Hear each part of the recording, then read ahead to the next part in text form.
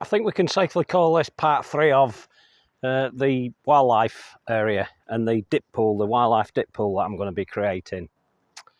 Now, yesterday I was walking up here, as I do most days, and this really revolves back to what I was telling you in one of my previous videos, where you should not be afraid of change. And for those that are regular viewers will realise that there's probably something missing here, which there is. There's a fence missing, the Post and Rail Lincolnshire Post and Rail fence, which was in here. And it's just not working. It's not working long term, so it won't work long term. So I did some re-evaluation yesterday, and I looked through this, and I knew that I was going to be changing this border anyway and altering it around, because one or two of the plants have done better than expected, and some have done not as good as expected. So with that in mind, I've decided that I'm going to make a few changes on this area anyway. So that had to come out. It was put in here at a time when, well, let's take you up here. It was put in at a time when this shack was just this and these first 4 boards. That's all it was. And the reason for putting the fence in at that point was to start another border, and it ran off further up the garden. And as this has developed, it's no longer working. So there's no point in leaving stuff in if you're just going to, if it's going to make no sense. You need to take them out. Don't leave them in. So this is the same fence. And I had a look around, I walked around and thought, do you know what, this is where it belongs. It belongs here, and it actually looks really good, and I'm really pleased with it. It looks great from up at the house, so it works. Now this is where I'm going to be building very shortly the wildlife pond. This is my next project that I'm on with.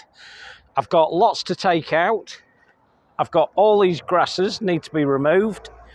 The astrantia back there, the pink flower, and the grasses back there will be fine. Absolutely no problems there. But all of this lot here has to come out.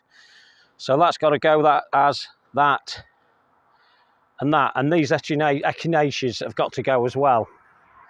They've got to go. That's Echinacea pallida, and it's been doing absolutely fantastic all year here. Typical, innit?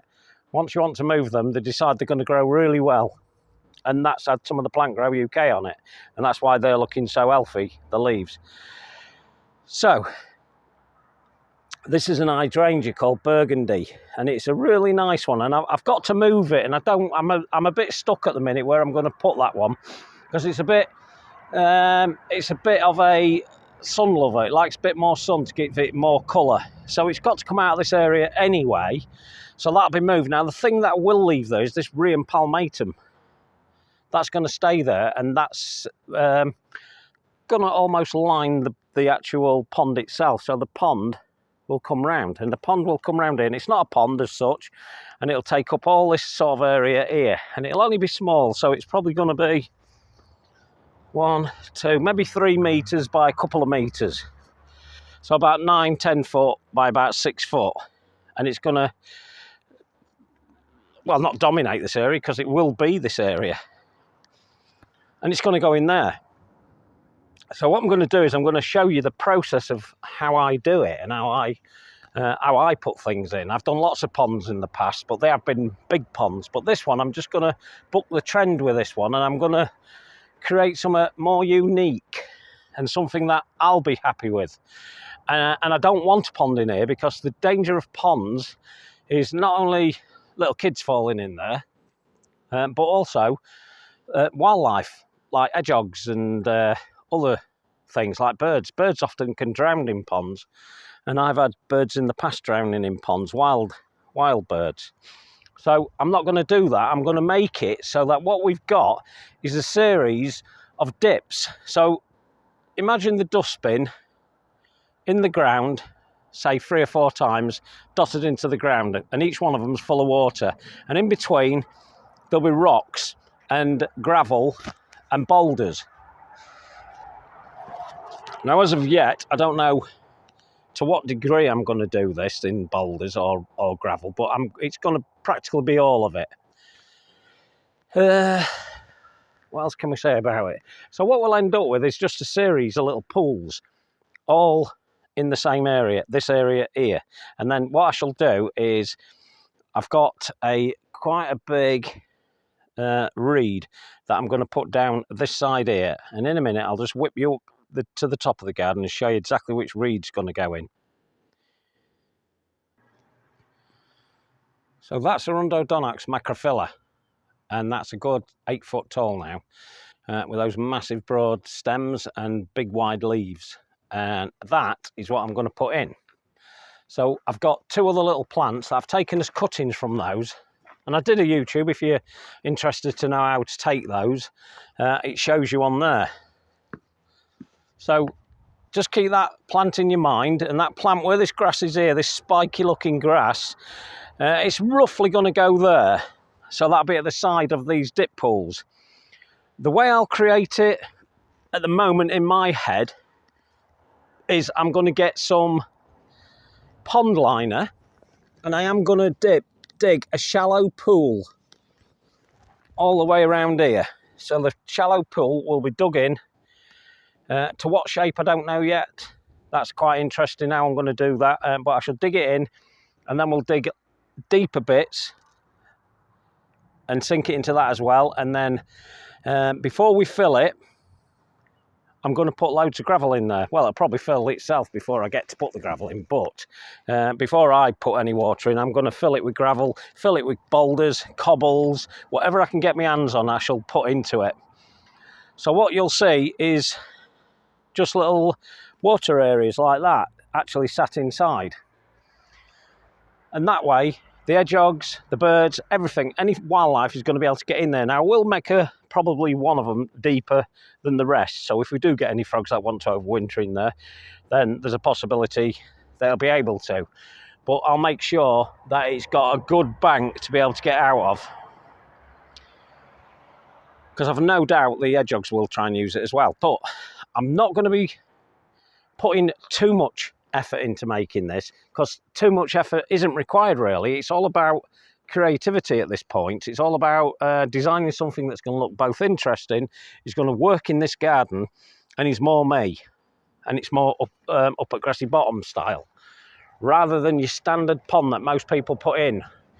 And we all know somebody who's put in a pond and then it's been visited by herons and such like, and overnight they can decimate your pond. Not only do they take your fish if you've got fish in there, but they also generally they'll spike the edge of the pond, and the next morning there'll probably be no water left in, because that's what they do. So I don't want that. Any heron jumping into here is going to have a big shock. It's going to have a right shock if it tries to get out. There won't be nothing in there. There'll be no fish in there. The only thing I'll probably get in there is water boatmen, because I've already got them further up the garden in one of the water barrels, and they swim happily in there, or the cow feeder or cow drinker further up the garden, and they live in there quite happily. And I've no doubt I shall find some in this section at some point. So yes, I've reused this, and immediately it looks old, because it is old. It's been in here 2 years. I've dug it in. It's not perfect. This here is a little bit bent. And I dare say when I bought them, they were quite new and freshly cut. And what you tend to find with those type of posts is that they tend to bend a little bit once they start weathering. You're better trying to find something that's a bit more discoloured, so you know it's been sat there a while, whereas these look brand new when I bought them. We are fortunate because we do have a local supplier of these, and they supply thousands of these things, and I love using this, and I've got it in other parts of my garden as well. So that's what's called a Lincolnshire post and rail, which will be back in the pond. It'll be back in the back end of it, making it look nice. When you look at it from this angle as well, you'll be looking down into those dip pools, and they should look nice. How far up we go, I don't know yet. I don't know how far I'm going to dig it, because what I'm going to have to do is do what they call cut and fill. So basically I'm going to have to cut some of that grass out and move it to the back of here, so I can bank this side up. So where we are here, that'll have to be banked up slightly, because as I've said many times before, this is on a side of a hill really, and it slopes downwards. So we have to address that problem, and hopefully if you watch the next videos that I do, as I develop it, I'll show you how to get over that. Now at the minute, I've got this Buxus sempervirens in. Now the darker green ones, believe it or not, I put some plant grow on those about 2 or 3 months ago, and they're that colour. Now these ones here, I didn't. And as I've said before, plant grow is fantastic. Without. Now, ironically, it's worked out that actually I think I'm going to remove those 3. There's still a sickly one to the left. Number 4 is still a little bit sickly, but we'll feed the lot this year. But I'm going to take those 3 out. I'm going to reuse them somewhere else, and that's going to open that little section up there, because it just doesn't need it. And it goes back to not being afraid of change. Don't be afraid of change. If you've got to change something, change it. Don't sit there looking at it thinking, oh, should I, shouldn't I? If you think it needs changing, then it does need changing. You've already had the thought process to think it. So, you know, do it. And I shall take that out. In fact, I shall probably take those out as soon as I finish this filming. Now, the other day when I did the miscanthus video for you, I talked about Arnie. And here we go. This is Arnie himself. That's Arnie. And he's a grafter, basically, and he's a very, very heavy type spade. And that, believe it or not, has taken out numerous trees, numerous shrubs, not large trees, obviously, but it's helped here already because I've had to dig. Although we are on very chalky ground, this section down here was used for many years as a fruit tree area, I do believe, and a vegetable plot around here. So it's quite easy to dig, except once you get down to about 2 foot here. So Arnie actually helps me dig that out, and then I use a post hole and a post hole digger, which is that one there, the yellow one, and that's easy to use. You know, that does speed things up a lot. A spade is okay, but they're quicker. So change again. The next phase. The wildlife dip pool is what we'll call them. And hopefully you'll join me and you'll keep popping over and having a look, see where I've got with it. And it's interesting. Oh, it's all exciting, isn't it, really? It is. It's real exciting because it's a new venture, a new project for me. And it'll either turn out really well or it'll look rubbish. Hopefully it won't look rubbish. It'll look really well. But as I said, don't want it too big. Going to keep it reined in a little bit. So there we go.